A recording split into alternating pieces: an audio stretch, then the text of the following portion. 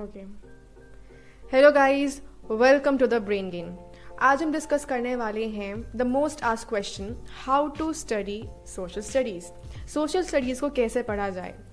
तो बहुत सारे बच्चों को, बहुत सारे स्टूडेंट्स को इसमें बहुत दिक्कतें आती हैं कि सोशल स्टडीज़ को पढ़ें कैसे। उसमें इतनी सारी चैप्टर्स हैं, ठीक है, मतलब 20+ चैप्टर्स 9th स्टैंडर्ड में, 10th स्टैंडर्ड में हमेशा बहुत सारे चैप्टर्स, एंड ऑल्सो कि वो चैप्टर्स बहुत लेंदी होते हैं, ठीक है। हिस्ट्री को उठा कर देख लो और उसके एक चैप्टर में लाइक 15 से 20 पेजेस के चैप्टर्स हैं। तो ये जो बहुत सारे लेंदी चैप्टर्स हैं, इनको पढ़ा कैसे जाए। तो बेसिकली आज हम डिस्कस करेंगे tips and guidelines on how to study social studies. So before moving on, please make sure कि आपने हमारे चैनल को सब्सक्राइब किया है and don't forget to press the bell icon. So let's get started. सबसे पहले step number one is reading. अब हमें रीड करना है, ये सबसे बेसिक चीज़ है, सबसे बेसिक इन्फॉर्मेशन है। अगर आपने चैप्टर रीड किया है, आपको इन्फॉर्मेशन पता है चैप्टर में किस चीज़ की बात की गई है, तभी आपको पता चलेगा कि आंसर क्या लिखना है, ठीक है। तो रीड करना है अपने चैप्टर को। अब रीड किससे करना है। अब ये नहीं कि बाजार गए और बहुत सारी बुक्स उठा के ले आए और बैठ गए और उसी को पढ़ना शुरू कर दिया, नहीं। सिर्फ एक ही बुक चाहिए आपको, विच इज़ CBSE का NCERT बुक्स। NCERT बुक्स आपको पढ़नी है, सिर्फ वही रिक्वायरमेंट है। सिलेबस जो है आपका सिर्फ इसी से होगा, सारे क्वेश्चंस आपको इसी में से मिलेंगे, इससे बाहर कोई क्वेश्चन नहीं मिलेगा। So you have to make sure कि आपके सारे NCERT बुक्स आपके पास हैं और सिर्फ उन्हीं को रीड करना है। अब रीड करना कैसे, क्वेश्चन ये है। रीड आपको सिर्फ एक बार करना है, हर चैप्टर को एक बार थर्डली पूरी तरह से अच्छी तरह से रीड कर लिया। अब रीड करने का मतलब ये नहीं कि ट्रेन की तरह चल गए और उसके बाद पूरा चैप्टर आपने पढ़ लिया और कुछ समझ ही नहीं आया। आपको रीड करना है समझते समझते, पूरा अच्छे से चैप्टर को रीड कर लेना है हमें एक बार। और नेक्स्ट हमें क्या करना है, दोबारा रीड करना है, ठीक है। फर्स्ट डे आपने रीड किया, सेकंड डे आपने दोबारा रीड किया उसी सेम चैप्टर को, और this time you are marking the important information, facts, dates, जो कि बहुत इंपॉर्टेंट है। डेट आपको बहुत ज़्यादा इंपॉर्टेंट है हमारे SST के लिए। Then all the events, incidents, आप उनको मार्क कर रहे हो। यानी कि आप पहले एक बार चैप्टर रीड करते हैं और चैप्टर रीड करने के बाद आप समझ जाते हैं कि चैप्टर में हो क्या रहा है, किस कहानी की बात कर रहे हैं। फिर दूसरा स्टेप ये है कि आपको दोबारा रीड करना है और दिस टाइम आपको वो चीज़ें मार्क करनी है जो बहुत ज़्यादा इंपॉर्टेंट लग रही हैं, ठीक है। एज एन एग्जामिनर अगर आप अपने आप को समझो तो आप उन चीज़ों को अगर अपने स्टूडेंट से पूछना चाहो तो वही चीज़ें आप याद करो, वही चीज़ें मार्क करो। तो सारी इंपॉर्टेंट चीज़ें सेकेंड रीड के टाइम पर आपको है मार्क कर लेनी है, ठीक है। तो this is your first step is reading your chapter thoroughly and understanding that chapter. Now step number two is making notes. अब आपने जो है अपना चैप्टर तो पढ़ लिया है, लेकिन आपको ये ज़रूरी नहीं कि वो इन्फॉर्मेशन हमेशा याद रहे, ठीक है। ज़रूरी नहीं कि आपने जो मार्क करी चीज़ें वो आपको याद रहें। तो आपको क्या बनाने हैं, आपको बनाने हैं नोट्स। अब वो नोट्स बनेंगे कैसे और किस लिए और क्यों करेगा कैसे ये हेल्प हमें नोट्स। तो बेसिकली आपको ये नोट्स बनाने हैं so that you retain those important questions and important facts और इवेंट्स जो भी हमने मार्क करी। तो वो सारी इन्फॉर्मेशन आप अपने नोट्स में क्या करोगे, मेंशन करोगे। इसके बाद आप क्या करोगे, प्रैक्टिस करोगे। नोट्स बनाते टाइम आप बेसिकली कर क्या रहे हो, लिख रहे हो। लिखने का मतलब ये कि आप प्रैक्टिस कर रहे हो अपने नोट्स को, अपने क्वेश्चंस को, अपने आंसर्स को। जब एग्जाम में लिखोगे तो सबसे ज़्यादा इंपॉर्टेंट होती है SST में क्या, प्रेजेंटेशन। अगर प्रेजेंटेशन अच्छी नहीं है तो कितना भी आप लिख लो उतने आपको मार्क्स नहीं मिलेंगे, कुछ ना कुछ आपके मार्क्स कट जाएंगे। सो इट्स बेटर कि आप क्या कर रहे हो, नोट्स बनाओ, और नोट्स बनाते टाइम आप प्रैक्टिस भी कर रहे हो राइटिंग की, कि किस तरह से प्रेजेंट कर रहे हो अपने आंसर्स को।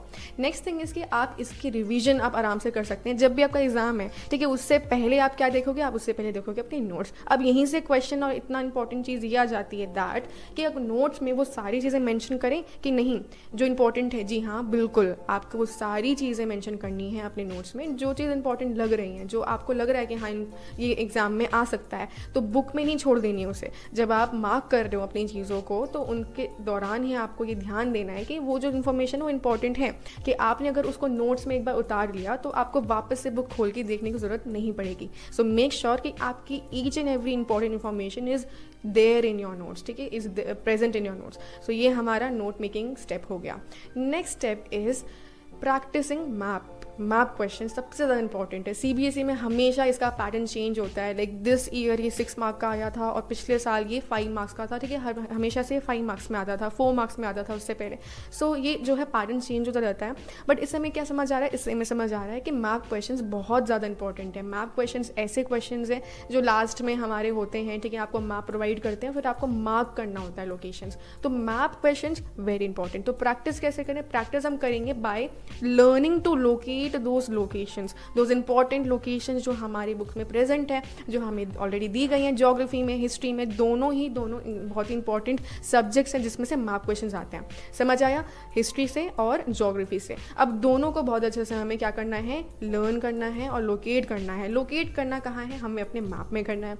तो जब आप लर्न कर रहे हो कि कौन सा लोकेशन कहाँ पे, तो आपको इसकी प्रैक्टिस भी करने की जरूरत है। That is you need to practice them on a blank map. Blank map उठाइए और जो भी आपने लोकेट करना सोचा, जो भी आपने लर्न किया, ठीक है, तो उस लोकेशन को अपने ब्लैंक मैप पे आप मतलब लोकेट करोगे बिना देखे, ठीक है। इससे क्या होगा, प्रैक्टिस होगा कि आप एग्जैक्टली उसी प्लेस से मार्क कर रहे हो या नहीं कर रहे हो, कहीं और तो नहीं कर रहे हो, कहीं उत्तर प्रदेश की बात हो रही हो तो तमिलनाडु में जाके मार्क कर रहे हो, तो ये चीज़ नहीं करनी है, ठीक है। तो इसलिए प्रैक्टिस करनी है मैथ्स को। वो हमारे 5 या 6 जो मार्क्स है वो हमारी जेब में, हमारे पॉकेट में, तो प्लीज़ इसको बहुत ध्यान दीजिए, अपने मैप्स को बहुत अच्छे से प्रैक्टिस कीजिए।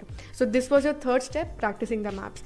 Next is now how to make notes. अब बहुत सारे ऐसे बच्चे होंगे, ऐसे स्टूडेंट्स होंगे जिनको लग रहा होगा कि यार नोट्स बनाने को कह तो दिए लेकिन बनाएं कैसे, ठीक है। तो इसको बनाने का बहुत ही ईजी तरीका है, बहुत ही ईजी स्टेप्स हम फॉलो करेंगे। सबसे पहला है तो कि आपको पॉइंट वाइज अपने सारे नोट्स बनाने हैं, कुछ भी पैराग्राफ राइटिंग नहीं करनी है, ठीक है। पैराग्राफ राइटिंग ऑलरेडी हो चुकी है बुक्स में, तो बुक्स में तो ऑलरेडी पैराग्राफ हैं, उनको पढ़ के बोरियत फील होगी, कुछ समझ नहीं आएगा, बार बार पढ़ो वापस से। एक पॉइंट में होगा तो that will be very very easy to learn and also recall कि हाँ इस पॉइंट में क्या था। तो पॉइंट वाइज हमें लिखने हैं अपने नोट्स को। क्लियर? नेक्स्ट चीज़, ये पॉइंट जो है ना, अब ऐसा नहीं कि बड़े बड़े लंबे लंबे पॉइंट्स बना दिए, इसको बहुत crispy and to the point and concise बनाना है, यानी कि बहुत छोटे छोटे भी नहीं, बहुत ज़्यादा लंबे भी नहीं, ठीक है। तो crispy and to the point बनाइएगा, लेकिन सारी इन्फॉर्मेशन सारी इन्फॉर्मेशन मेंशन कीजिए। ऐसा नहीं है कि यार तुमने जो नोट्स बनाए और वापस से बुक खोल के देखनी पड़ रही बाकी इन्फॉर्मेशन के लिए, नहीं। सारे नोट्स में वो सारी चीज़ें मेंशन होनी चाहिए जो चीज़ बुक में है और जो आपके अकॉर्डिंग इंपॉर्टेंट है, so that you don't need to open your books again. Now next thing is you can draw flow charts, you can draw tables and mind maps. ये सब बहुत इंपॉर्टेंट है। आप डिफरेंट कलर पेंसिल्स का use करके बना सकते हो, ठीक है। इससे क्या होगा, याद होगा, ठीक है। कलर्स से जो है आपके दिमाग में क्या होता है, विजुअल हमारे पास ये मेमोरी बन जाती है कि हाँ ये चीज़ मैंने ब्लैक में लिखा था, ये चीज़ मैंने रेड में लिखा था, इस तरह से याद आएगा आपके एग्जाम के टाइम में भी। तो ये सारी इंपॉर्टेंट चीज़ें हैं। इससे आप क्या कर रहे हो, क्रिएटिविटी लगाओ अपनी यार, ठीक है, नोट बनाने के टाइम में, और फिर ये चीज़ें आपको याद रहेंगी। एंड ऑल्सो कि ये आपको कहाँ काम आएगी, ये आपको रिविजन के टाइम पर काम आएगी, ठीक है। एक रात पहले अगर आप बुक को ना खोल के सिर्फ नोट्स को देख लो, एक बार रिवाइज कर लो, सारी चीज़ें रिकॉल हो जाएंगी जो आपने पूरे साल में पढ़ा, ठीक है। अब ये नहीं कि आप जो है बिफोर एग्जाम टाइम और before like 1 day before exam और 2 डेज बिफोर एग्जाम आप खोल के देख रहे हो, नहीं। ये पूरे साल पढ़ना है, SST को पढ़ना है, समझना है, और अगर आपको मार्क्स चाहिए तो पूरे साल पढ़ो, ठीक है। सिर्फ ऐसा नहीं है कि यार तुम बस एग्जाम से 2 महीने पहले बैठ के पढ़ने लगे, ठीक है। अगर बहुत ज़्यादा आप इंटेलिजेंट हो और याद हो जाती हैं चीज़ें एकदम जल्दी से तो बहुत अच्छी बात है, बट अगर ये रिटेन करना है अपने माइंड में, अपने सबकॉन्शियस माइंड के अंदर डालना है, तो ये रोज़ करना है। प्रैक्टिस करोगे, मेमोरी आपकी इससे बढ़ेगी, ठीक है। तो आपको ये रिवाइज करना है। And how to study before exams. अब एग्जाम से पहले कैसे पढ़ा जाए SST को, ये क्वेश्चन है। So now you need to prioritise the subjects and chapters. ये सब जो चीज़ें हैं कि किस चैप्टर से कितना क्वेश्चन आ रहा है, कितने ज़्यादा मार्क्स का आ रहा है, कितना वेटेज है एक चैप्टर का, वो सारा आपको CBSE की वेबसाइट पे मिल जाएगा, ठीक है। तो आप उसका सिलेबस चेक कर सकते हैं, अदरवाइज मैं इसके एक अलग से वीडियो बना दूंगी। So you need to prioritise. अगर एग्जाम से पहले उन्हीं चैप्टर्स को ज़्यादा ध्यान दो जिससे ज़्यादा मार्क्स आ रहा है, ठीक है। अब now go through all the notes, ठीक है। जो नोट्स बनाए वो कहाँ काम आएंगे, वो यहाँ काम आएंगे, ठीक है। तो रिवाइज करना है अपने एग्जाम से पहले। So go through all the notes जो आपने इंपॉर्टेंट इन्फॉर्मेशन डाली है, अब आपको बुक खोलने की जरूरत नहीं पड़ेगी इससे। Now next thing is don't forget about the maps, क्योंकि मैप क्वेश्चन बहुत इंपॉर्टेंट है, ठीक है। 5 मार्क्स 6 मार्क्स वेरी इंपॉर्टेंट हमारे लिए ही है, वो उसको क्यों छोड़ के जाएं, ठीक है। उसमें क्यों हम लोग इतना ज़्यादा कि उसे इग्नोर करें, ठीक है। मैप क्वेश्चन को देखो, लोकेट करो एंड प्रैक्टिस करो एक ब्लैंक मैप पे। एक बार लास्ट टाइम जो है एक बार ब्लैंक मैप पे सारी चीज़ें इंपॉर्टेंट जो आपको लग रही हैं उनको आप नोट करते जाओ, उनको आप मार्क करते जाओ, इससे आपको याद हो जाएगा, ठीक है। Next thing is solve all the sample papers. जितना सैम्पल पेपर आप ले सकते हो उतना आप सॉल्व करो, ठीक है। बार बार ऐसा भी नहीं कि हमेशा बैठ के बस सैम्पल पेपर, या फिर आप क्या कर सकते हो, नहीं है आपके तो last year question papers use कर लो यार, नेट पे इतना सारा लास्ट ईयर का पड़ा हुआ है, ठीक है। Last 5 years are really really helpful, ठीक है। जो 5 ईयर्स के होते हैं, लास्ट 5 ईयर्स के वो क्वेश्चन पेपर आते हैं CBSE की तरफ से बोर्ड एग्जाम में, उन सबका प्रैक्टिस कर सकते हो, ठीक है। तो ये सारी चीज़ें जो हैं वेबसाइट्स में आप में अवेलेबल हैं, और आप इनको प्रैक्टिस कीजिए, सॉल्व कीजिए sample papers, and before exams आप ये सब कर सकते हैं। सो दैट आपको इससे प्रैक्टिस हो जाएगी राइटिंग की, प्रेजेंटेशन की, ऑल्सो मैथ क्वेश्चन हो गया, ठीक है, और इंपॉर्टेंट क्वेश्चन क्या क्या है वो भी आपको पता चल जाएगा। तो इस तरह से आपको एग्जाम से पहले SST को पढ़ना है। आपको सारे सब्जेक्ट्स को, इकोनॉमिक्स, पॉल साइंस, हिस्ट्री, सबको इक्वल अटेंशन देनी है। Not only these subjects, all the other subjects, जितने भी हमारे सब्जेक्ट्स हैं, हमारी इंग्लिश, संस्कृत, हिंदी, ठीक है, मैथ्स एंड साइंस, जो भी आपका, सबको इक्वल अटेंशन देनी है। अगर आपको अच्छे मार्क्स चाहिए, अगर अच्छा ओवरऑल परसेंटेज चाहिए, तो सबको इक्वल अटेंशन दीजिए। सो दैट इज़ हाउ कि आपको एग्जाम से पहले सिर्फ SST की तरह, इसी की तरह तैयारी नहीं करनी है, आपको हर एक सब्जेक्ट की ऐसी तैयारी करनी है। So I hope this is clear now. अगर अभी भी कोई डाउट है, कुछ भी आपको प्रॉब्लम है, तो you can comment down below and I will answer you. So thank you so much for watching the Brain Game.